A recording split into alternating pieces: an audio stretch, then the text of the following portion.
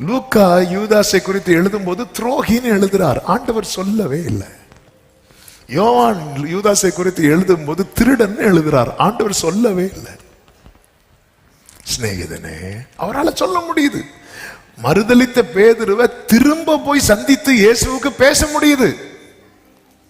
எனக்கு நமக்கு நம்மளை ஒருத்தங்க இப்படி சொல்லிட்டாங்க, இப்படி சபிச்சுட்டாங்க, இப்படி பேசிட்டாங்க அப்படின்னு ஒரு காரியம் தெரிஞ்சு அந்த ஆள்கிட்ட போய் நம்மளால பேச முடியுமா? முடியாது. ஏன்னா நம்ம இந்த மைண்ட் செட்ல வாழ மாட்டேங்கிறோம்.